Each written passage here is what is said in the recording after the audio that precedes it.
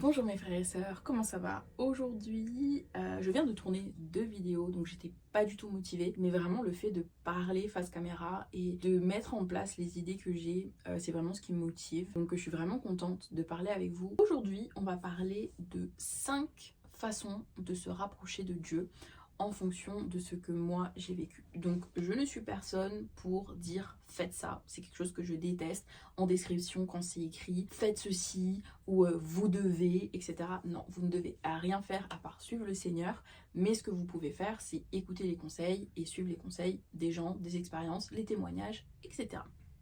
Donc pour commencer, je pense que le plus important, c'est ce qui m'a demandé beaucoup de temps finalement entre mon baptême, donc quand j'ai été baptisée en tant que catholique quand j'étais bébé, et aujourd'hui, c'est ce cheminement de finalement rencontrer Dieu, rencontrer Jésus, ressentir l'Esprit Saint. J'ai eu ce moment de ma vie où j'ai demandé à ma maman d'être baptisée à nouveau. Elle m'a dit non. Je lui ai dit pourquoi? Elle m'a dit c'est parce qu'on se fait baptiser qu'une seule fois. Donc c'était un peu dur pour moi parce que j'avais vraiment ce besoin de confirmer ma foi, de dire mais Seigneur je suis là, je m'offre à toi.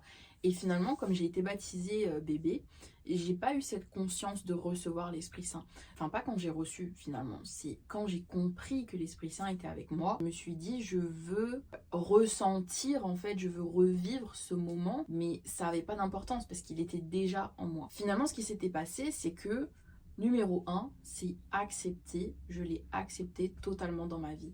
Donc après toutes les épreuves que j'ai vécues, après tout mon cheminement, j'ai décidé de me concentrer sur Jésus, j'ai décidé de lui offrir ma vie. Il m'a dit, quitte ton travail, je suis partie. Il m'a dit, isole-toi, je me suis isolée. Et aujourd'hui, je me dis, mais en fait, c'est la meilleure décision que j'ai pu prendre de ma vie. C'est pas évident. Je dis pas que quitter son travail c'est facile, je dis pas que quitter sa maison c'est facile, ça fait 1 an que je suis loin de la Réunion, mais c'est vrai que l'accepter totalement dans ma vie a vraiment tout changé. Donc pour moi, je pense que c'est la première étape. Si vous avez du mal à vous rapprocher de Dieu, de Jésus, c'est que malgré vous, il y a toujours des choses qui vous empêchent d'être proche de lui. Pour moi, c'était les relations avec les hommes. J'étais tout le temps dans ce besoin d'affection, dans ce besoin de rencontrer quelqu'un, dans ce besoin d'avoir quelqu'un dans ma vie. Donc quand je me suis dit, je laisse ça de côté, parce que si c'est sa volonté, le Seigneur a mon mari préparé quelque part dans le monde pour qui je prie, mais ce n'est pas mon ex, ce n'est pas... Il y a quelqu'un qui a dit, quand on vous dit de retourner à votre premier amour, on parle pas de votre ex, on parle de Jésus. Donc voilà, si jamais ça peut aider quelqu'un. Donc c'est vraiment l'accepter totalement dans notre vie. Deuxième étape, pour moi, ça a été littéralement arrêter d'idéaliser l'Église. Voilà, ça c'est dit. Pour ceux qui vraiment ont ce besoin de mettre l'Église au centre de leur vie, sorry to say that, but you are wrong, really wrong. Sur ma chaîne, vous avez pu voir que j'ai grandi dans l'Église, vraiment depuis mon baptême, j'ai grandi dans l'Église. Donc c'est quelque chose qui est toujours, enfin bref, qui était essentiel pour moi. En fait, j'ai toujours eu ce sentiment de il faut que j'aille à l'église. Mais finalement, c'était plutôt de l'anxiété de se dire mais si je vais pas à l'église, il va se passer ça. Oui, mais l'église ça. Oui, mais le père, il a dit que et ces gens ont dit que. Et en fait, je pense que j'ai eu ce côté j'aimais l'église mais les gens m'ont fait détester l'église, donc je me suis éloignée pendant plusieurs années d'ailleurs. Finalement, c'est que quand je suis arrivée là où je suis actuellement, que je me suis dit, il faudrait que je retrouve une communauté, il faudrait que je retrouve des gens. C'est pas encore facile parce que j'ai pas rencontré de personnes qui partagent ma foi comme moi je le vis, mais j'ai rendu compte que Jésus il en parle des faux prophètes, il en parle de ces personnes qui vous, malgré vous, qui vont vous perdre. Et il le dit, ils sont tellement forts qu'ils vont même perdre ceux qui croient en Jésus, ceux qui le suivent vraiment de tout leur cœur, ils vont quand même réussir à les mener à la perdition. Donc en fait, quand j'ai compris que l'Église, et quand je parle de l'Église, je parle pas de l'Église que Pierre a créée, je parle de l'Église, le bâtiment qui existe aujourd'hui et que beaucoup de chrétiens suivent. Donc pour moi, je me suis dit, mais l'exemple que je donne, et peut-être que ça va choquer des gens, je suis partie en pèlerinage en 2019, donc je suis partie à Maurice, et en fait on a acclamé le pape qui était venu canoniser, je sais plus, une personne. Et en fait, on l'a acclamé. Il y avait des milliers, peut-être des millions de personnes qui étaient là. On était là à secouer les branches de rameaux, les branches de palmiers, etc. Et je me suis dit, mais wait a second. We did that for Jesus. C'est comment Jésus il a été acclamé, mais pourquoi on le fait pour un homme? Pourquoi on le fait pour une personne? Et en fait, ça m'a tellement choquée, mais vraiment sur le moment, ça m'a frappée et ça m'a choquée. Je me suis dit, mais même si cette personne est une personne importante dans l'église, elle reste humaine. Et pour moi, c'était l'idéaliser. C'était le mettre en fait sur un piédestal. Et c'est vrai que spirituellement, peut-être qu'il est beaucoup plus haut que nous, mais dans l'image de l'homme qui renvoie, pour moi, ça a été un vrai choc de me dire que beaucoup de personnes idéalisent les figures de l'église. Donc pour moi, c'est vraiment sortir de ça, de revenir à l'essentiel, parce que l'essentiel, c'est la Bible. Donc voilà, arrêtez d'idéaliser l'église, arrêtez d'idéaliser les gens, d'arrêter d'idéaliser les prêtres, parce que les prêtres sont des enseignants, ce sont des personnes qui sont là pour nous donner des connaissances, mais qui peuvent également se tromper. Donc il ne faut pas idéaliser tout ce qui est dit, et surtout, moi j'ai grandi à La Réunion, on a grandi avec des superstitions, on a grandi avec une certaine culture qui est ancrée dans l'église. Et en fait, il y a énormément de choses que j'ai appris qui sont totalement fausses. Mais le nombre de fois on m'a dit que si je faisais ça, je finirais en enfer, je pense que j'aurais déjà arrêté de croire en Dieu. Je dis, c'est bon, mon âme est perdue, là, il n'y a plus rien, il ne fait rien pour moi, là, en fait. C'est pas bref.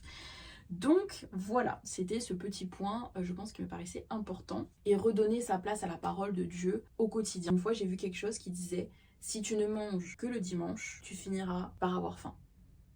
Tout simplement. Comme Jésus, il a dit quand il a été tenté dans le désert, dans Matthieu chapitre 4, verset 3, le tentateur s'approcha et lui dit, si tu es le Fils de Dieu, ordonne que ces pierres deviennent des pains. Jésus répondit, il est écrit, l'homme ne vivra pas de pain seulement, mais de toute parole qui sort de la bouche de Dieu. Donc on ne peut pas uniquement aller à la messe le dimanche et se dire, je suis un bon chrétien parce que je vais à la messe. C'est une pensée que je pense que beaucoup de gens ont et que j'ai eu aussi pendant un moment, jusqu'au jour où finalement je découvre la parole et la parole tous les jours, simplement se retrouver dans un endroit, se retrouver dans cette pièce en fait, Jésus il a dit il me semble, de se retrouver dans ce coin secret où on se rapproche de Dieu. Donc il faut se nourrir de cette parole tous les jours. À la messe, ce n'est pas suffisant. Et je pense que l'Église nous inculque plus à rester fidèle à l'église plutôt que rester fidèle à la parole. C'est un peu long, mais c'est vrai que j'avais envie de vraiment expliquer ça et je pense que c'est une vidéo également que je referai plus tard lorsque je serai plus confiante dans ce que je peux dire et que je ne mènerai pas les gens en fait à porte-à-faux. Voilà, tout simplement.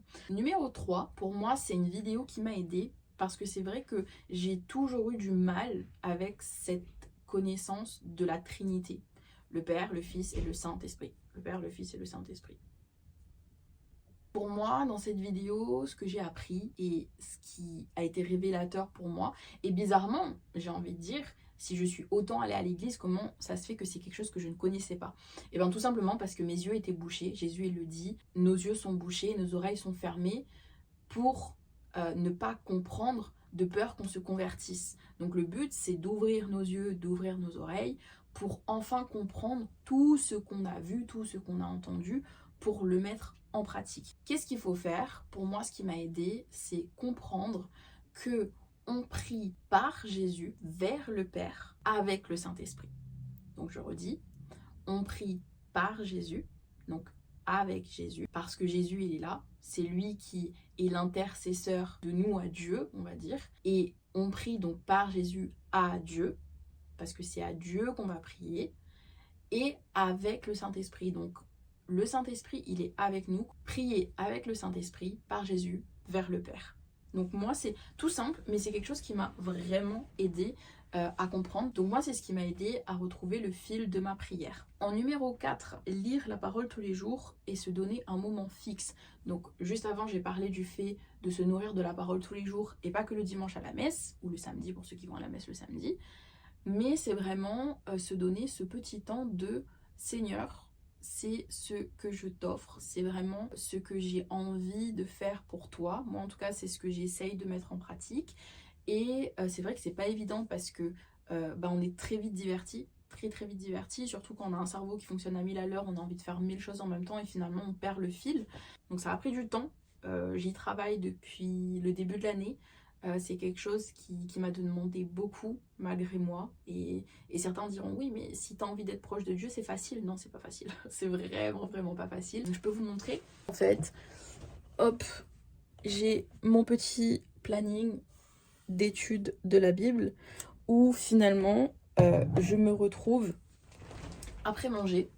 Donc voilà, moi c'est mon temps, c'est après manger.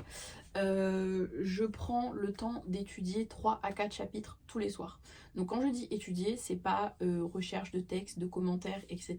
C'est simplement récupérer ce qui me semble important, récupérer ce qui me touche, récupérer ce que Jésus a dit pour pouvoir mieux comprendre son ministère et mieux comprendre ses paroles. La Bible est une parole vivante. Tout ce qu'on va lire n'aura pas le même sens dans notre vie au moment où on le lit. C'est-à-dire que si aujourd'hui je suis pas bien, je suis au bord du gouffre, que tout va mal et que je lis cette parole, elle aura un certain impact. Si je lis la même parole un mois après et que tout va bien, elle aura totalement un autre impact en fait. Donc c'est pour ça que c'est important de connaître la parole et de s'en inspirer dans nos vies tous les jours, parce que c'est une parole vivante. Moi, ce que je vous conseillerais, ça serait de vous donner un temps, une référence. Donc quand je parle de référence, c'est vous donner combien de chapitres ou combien de lignes ou qu'est-ce que vous allez lire, qu'est-ce que vous allez faire et vous donner un lieu. Donc lieu, temps et référence. Je pense que ce sont 3 outils d'organisation qui peuvent vous aider. Et en dernier, c'est le numéro 5. Donc pour moi, ça a été écouter les signes.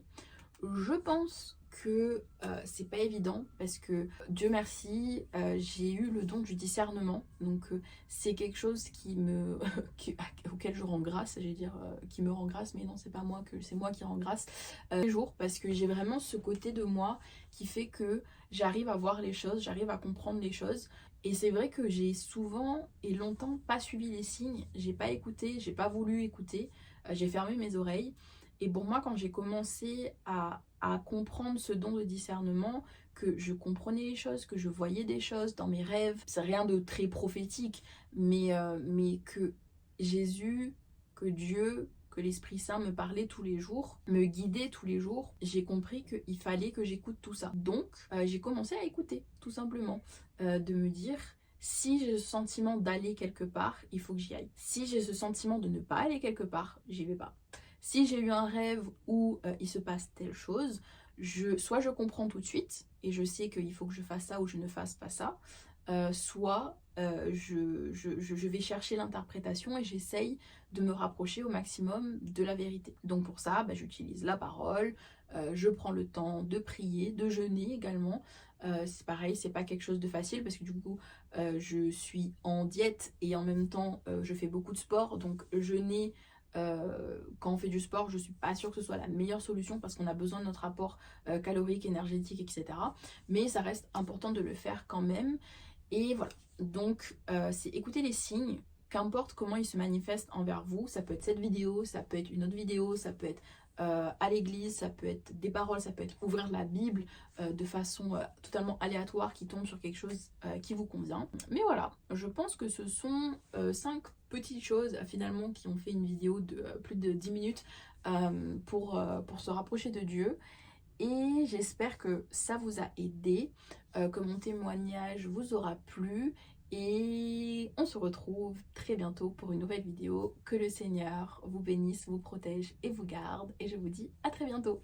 Bye bye.